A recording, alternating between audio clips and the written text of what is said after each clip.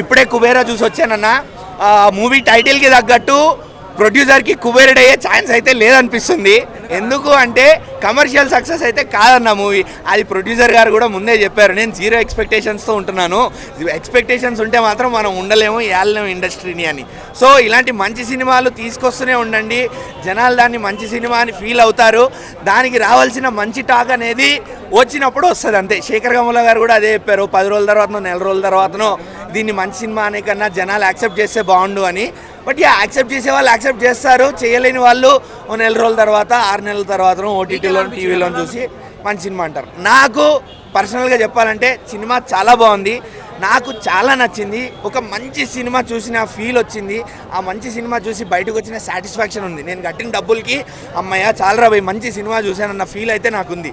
ఎందుకు అంటే శేఖర్ కమల గారు చిన్నప్పటి నుంచి ఆయన సినిమాలు చూస్తూనే పెరిగాము. ఆయన సినిమాల్లో ఒక మ్యాజిక్ ఉంటుంది, ఒక ఫీల్ ఉంటుంది. ఆ ఫీల్, ఆ మ్యాజిక్ అనేది ఈ సినిమాలో కూడా ఉంది. ఫస్ట్ ఆఫ్ ఆల్ ఆయనకి హ్యాట్స్ ఆఫ్. ఎందుకు అంటే ఒక మంచి లవ్ స్టోరీ, ఒక మంచి లైఫ్ స్టోరీ మనకి ఇస్తారు యూజువల్గా. అలాంటిది ఆయన జానర్లోంచి బయటకు వచ్చి ఒక మెసేజ్ ఓరియంటెడ్ మూవీతో, ఒక సోషల్ ఓరియంటెడ్ మూవీతో మనం ముందుకు వచ్చినప్పుడు జనాలు దాన్ని ఎలా తీసుకుంటారు అనే భయం లేకుండా దాన్ని తీశారు కదా, hats off. So screen play విషయానికి వస్తే బ్యూటిఫుల్ స్క్రీన్ ప్లే.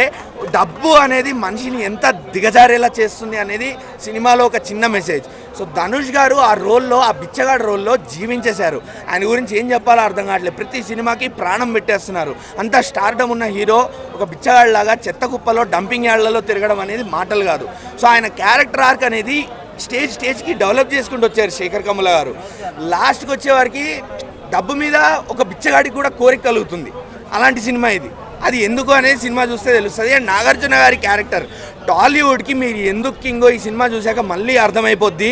మీరు ఇలాంటి క్యారెక్టర్స్ అనేది ఇంకా చేయాలి, జనాలు ఇంకా మిమ్మల్ని యాక్సెప్ట్ చేస్తారు. మీరు ఎప్పటికీ టాలీవుడ్కి మాత్రం కింగే. సో జనరేషన్కి తగ్గట్టు నాగార్జున గారు కూడా జనాలకు నచ్చేలా క్యారెక్టర్స్ చూస్ చేసుకోవడం అనేది చాలా బాగా అనిపించింది. And Rashmika Mandanna character arc అనేది చెప్పడానికి వస్తే మంచి సపోర్టింగ్ రోల్. స్క్రీన్ టైం ఎక్కువ లేకపోవచ్చు, బట్ ఆవిడ క్యారెక్టర్ లేకపోతే కొన్ని క్యారెక్టర్స్ ముందుకెళ్ళవు, సినిమా ముందుకెళ్ళదు.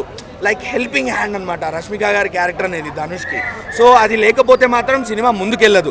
So each and every character has its own importance. And DSP గారి మ్యూజిక్ సో సూదింగ్. అంటే ఆయన కొట్టే ఎవ్రీ మ్యూజిక్, ఎవ్రీ కమర్షియల్ మ్యూజిక్కి వేరేగా రొటీన్గా లేకుండా చాలా సింపుల్గా, భారీ ఎలివేషన్స్ లేకుండా, ఎక్కడ ఇది అనవసరం అనిపించకుండా చాలా మంచి మ్యూజిక్ ఇచ్చారు. సూదింగ్ అనిపించింది. సిచ్యువేషన్కి జనాలు కనెక్ట్ అయ్యేలా ఇచ్చారు ఆ బీజిఎం. సో ఓవరాల్గా మంచి సినిమా. నేనైతే 3.5 దాకా ఇస్తాను రేటింగ్.